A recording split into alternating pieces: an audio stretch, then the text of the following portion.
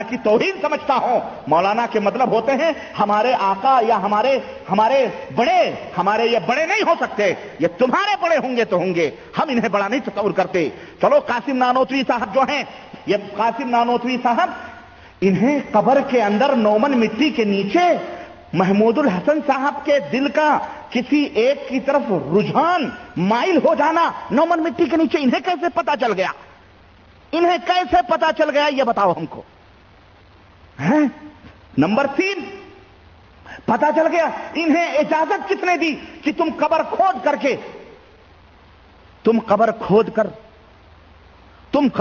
کر باہر نکل کر دیوبند کے اندر آ کر اور ان حضرت کی یعقوب صاحب جو ہیں، یہ جو جن کا واقعہ بیان کیا جا رہا ہے، یہ جن کا مولانا رفیع الدین صاحب کا، ان سے آ کر کے ان کو کس نے اجازت دی جا کر کے یہ بات بتلاؤ؟ اور دیوبند کے لوگوں، ہم تمہیں چیلنج کرتے ہیں، آؤ ہم تمہیں عقل کی بات کریں۔ اگر قاسم نانوتوی رفیع الدین صاحب کے کمرے میں آ سکتے تھے تو ہمیں بتایا جائے کہ محمود الحسن صاحب گنگوہی کے کمرے میں جاتے ہوئے انہیں کیوں ڈر لگتا تھا؟ جس سے واقعہ ہے انہی کے پاس جانا چاہیے تھا کہ ڈائریکٹ ان کو یہ بات بتلا دی جائے۔ لیکن تم جتنا بھی گپ چھوڑو، تم جتنا بھی جھوٹ بولو، تمہاری مکاریاں، تمہارے کذب، تمہارے جھوٹ اللہ تعالیٰ کہیں نہ کہیں کھول دیتا ہے۔ جنگل میں مور ناچا کس نے دیکھا؟ جب تک رفیع الدین کو پتا نہ چلے تب دنیا کو کیسے پتا چلے گا کہ مولانا نومن مٹی اٹھا کر کے آئے تھے؟ اس لیے اس کی گواہی کے لیے رفیع الدین کو بھی شامل کر لیا گیا۔ اب رفیع الدین صاحب بیان کریں گے، اب قاسم اور محمود الحسن اگر یہ بات بیان کریں گے تو کوئی اقرار نہیں کرے گا، اس لیے رفیع الدین کو بھی شامل کر لیا گیا۔ ہاں، اور نمبر 5 یہ بتلایا جائے کہ جب وہ قبر سے نکل کر کے آئے تھے تو بال وال بڑھے تھے کہ نہیں بڑھے تھے؟ کفن ویسے ہی تھا؟ کفن ویسے ہی تھا؟ بتاؤ تو پھر اس کی صفائی وفائی کس نے کی تھی؟ پھر نمبر 6 یہ بتلایا جائے، کفن ایسے ہی ان کا محفوظ تھا۔ نمبر 6 ہمیں یہ بتلایا جائے کہ اللہ رب العزت تو قرآن کے اندر یہ فرماتا ہے کہ جب کوئی مر جاتا ہے تو پھر قیامت کے دن ہی اس کو حشر ہوگا اور اسی حشر میں وہ اٹھایا جائے گا۔ یوم النشور جو ہوگا اسی قیامت کے دن سارے مردے اٹھیں گے۔ ان کو کیا خصوصی پاس ملا ہوا تھا اللہ کی طرف سے کہ یہ اپنی اپنی قبروں میں سے جب چاہے نکل کر کے دنیا میں بھاگیں پھریں اور دیوبند کے اندر آتے گئے؟ اور یہ ہمیں بتایا جائے نمبر 7 ہمیں یہ بتایا جائے کہ قاسم نانوتوی صاحب اب نہیں نکل کے آتے ہیں دیوبند میں۔ دیوبند میں اتنا بڑا فراڈ ہوا، دیوبند میں جو ہے قاری طیب کے مرنے کے بعد اتنا بڑا فراڈ ہوا اور اسد مدنی وغیرہ اتنے بڑے فراڈ کیے اور اسٹرائک ہوئی اور نہ جانے کیا کیا ہوا۔ قاسم نانوتوی اب جھگڑوں میں کیوں نہیں آتے؟ کیا روٹھے ہوئے ہیں آپ لوگوں سے؟ کیا شرم آتی ہے یا ڈنڈے ونڈے سے ڈر رہے ہیں کہ پولیس پیٹ پاٹ دے گی؟ اب کیوں نہیں نکل کے آتے ہیں؟ نمبر 10 ہمیں یہ بتلاؤ ذرا، ہمیں یہ بتلاؤ ذرا، باتیں تو بہت ہیں، ہمیں ذرا یہ بتلاؤ کہ مولانا یہ جو ہمارے قاسم نانوتوی صاحب جسد عنصری سے اٹھ کر کے آئے تو یہ بتلاؤ کہ جب قبر کے اندر دفن ہونے کے بعد اتنی طاقت ان کو تھی کہ قبر کھود کر کے اوپر آ جائیں، تو جب وہ مر گئے تھے تو وہ اپنے آپ قبرستان گئے تھے یا کوئی اٹھا کر کے ان کو لے جا کر کے قبر کے اندر دفن کیا تھا؟ جو اتنے بڑے شکتیشالی آدمی ہیں تو اس کو خود بخود جانا چاہیے نا قبرستان، اس کو اٹھا کر کے لے جانے کی کیا ضرورت تھی؟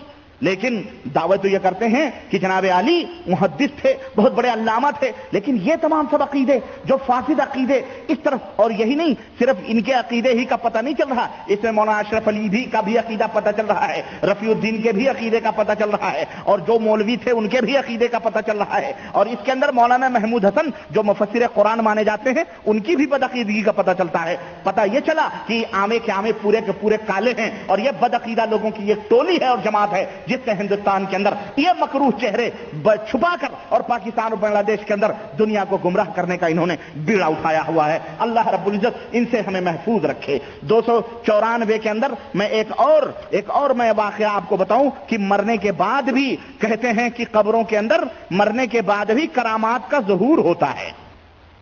مرنے کے بعد میں کرامتوں کا ظہور کس طرح سے ہوتا ہے؟ کہتے ہیں کہ جو لوگ مر جاتے ہیں مرنے کے بعد بھی اللہ کے نبی کے معجزے تو ختم، سوائے قرآن کے جو زندگی میں معجزہ ہوا تھا ہے نا وہ باقی ہے. باقی اللہ کے نبی قبر میں چلے جائیں تو پھر کوئی معجزہ ظاہر نہ ہو, لیکن ان دیوبندیوں کے جو بزرگ ہیں, دیابنا حضرات کے تبلیغی جماعت اور یہ جتنے بھی لوگ ہیں دیوبندی, ان کے جو بزرگ ہیں یہ مرنے کے بعد بھی کرامتیں پھیلاتے ہیں, مرنے کے بعد بھی کرامتیں بانٹتے ہیں. یہ دیکھو 294 حکایات اولیاء یعنی ارواح ثلاثہ اشرف علی صاحب تھانوی کی. اور ہمیں جھوٹا نہ کہو, جھوٹو تم خود جھوٹے ہو. کیوں؟ ان کتابوں کے اندر ہم نے نہیں تحریر کی ہیں, تمہارے مولوی کی. تمہاری محفل سجا رہا ہوں, زبان میری ہے بات ان کی اور انہی کے مطلب کی کہہ رہا ہوں. چراغ تمہاری محفل سجا رہا ہوں, چراغ میرا ہے رات ان کی, اور تمہارے مطلب کی کہہ رہا ہوں. زبان میری ہے بات ان کی, سیاہی ہماری نہیں, کاغذ ہمارے نہیں, کتاب ہمارے نہیں, نہ قلم ہمارے. قلم بھی تمہارا, سیاہی بھی سب کچھ تمہاری. یہ دیکھو کیا کہہ رہے ہیں, کہہ رہے ہیں کہ مولوی معین الدین صاحب حضرت مولانا محمد یعقوب صاحب کے سب سے بڑے صاحبزادے تھے. وہ حضرت مولانا کی ایک کرامت جو بعد وفات واقع ہوئی یہ بیان فرماتے تھے کہ ایک مرتبہ ہمارے نانوتا میں جاڑے کا بخار بڑی کثرت سے آیا. سو جو شخص بخار آیا, بہت زبردست بخار آیا نانوتا شریف کے اندر. نانوتا ہمارے سہارنپور, دیوبند, نانوتا یوں ہی سب ہے قریب ہی میں. کہتے ہیں بہت بخار ہوا. جو شخص مولانا کی قبر سے مٹی لے جا کر باندھ لیتا اسے ہی آرام ہو جاتا. جو بھی مولانا کی قبر سے, وہ کوئی مٹی نہ ہوئی, وہ تو کوئی حکیم کی وہ ہو گئی زنبیل کہ اس سے جو بھی دوائیاں نکال, مٹی اٹھا کے لے جاتے, مولا آرام ہو جاتا. اس کثرت سے مٹی لے گئے کہ جب ہی قبر پر مٹی ڈلواؤں تبھی مٹی ختم. یعنی لوگ قبریں کھود کے لے جانے لگے. لوگ, مجھے ایک پیر کا واقعہ یاد آتا ہے. کسی محلے میں کوئی پیر آیا. اب اس پیر سے کسی کی دشمنی تھی. اس نے کہا یار اس کو کس طرح ذلیل کریں. تو بس اس کی کرامت بیان کرنا شروع کیا پیر کی, اور کہا کہ ان کی کرامت یہ ہے کہ بس جو بھی ایک بال اپنے کھانوں اپنے گلوں میں رکھ لے, پیسوں میں رکھ لے, تو برکت ہی برکت ہو, کبھی ختم نہ ہو. اب محلے کے لوگ سارے جاہل تھے, اس پیر کے اوپر ٹوٹ پڑے. اب اس کی داڑھی, اس کے مونچھ, اس کے ایک بال نوچ ڈالے, روکتے وہ چلاتا تھا. لیکن بدلہ اس نے زبردست لیا اور ایک بال نوچ ڈالے. ابھی کوئی ایک آدمی تھا باہر آیا اپنے گھر میں, بیوی غصے میں بیٹھی ہوئی تھی. کیوں؟ شوہر نہیں تھا بیچاری, وہ اکیلے کیا کرتی. وہ باہر سے آیا, کہنے لگی کہاں تھے تم ابھی تک. کہنے لگے کیا ہوا. کہنے لگے دنیا برکت لوٹ رہی ہے اور آپ ادھر ادھر گھوم رہے. کہنے لگے بات تو ہے بیگم, بتاؤ تو صحیح کیا بات. کہنے لگے فلانے کے ہاں پیر صاحب آئے ہوئے ہیں, لوگوں نے سارے بال لوٹ لیے اور برکت کے لیے سب نے اپنے اپنے گھروں میں رکھ لیے, اور اب تو شاید کچھ نہ باقی بچا ہو. اب جا کے دیکھو ملے. کہنے لگے اب بھی آیا, اب بھی گیا. اب پہنچا تو سارا تو بچالا وہ گوریا جیسے ادھیڑ تو نہیں, گورئیے کو ایسے ہی بنا بیٹھا تھا, چلاتا, روتا, بلبلاتا. اب اس کو کچھ نہیں باندھ پڑا تو لنگی کھولی اور جتنے بال تھے سب نوچ کر کے لے کے چلا گیا. کہا چلو اب یہ بھی آخری تھے, ہم نے یہ برکتیں لے لی. تو کسی سے دشمنی تھی تو اس نے یہ حرکتیں کی. ایسے ہی یہ حضرت ہیں کہ اب قبر پہ مٹیاں ڈالے جا رہے ہیں. کوئی دشمنی تھی, کسی نے اڑا دی ہوگی.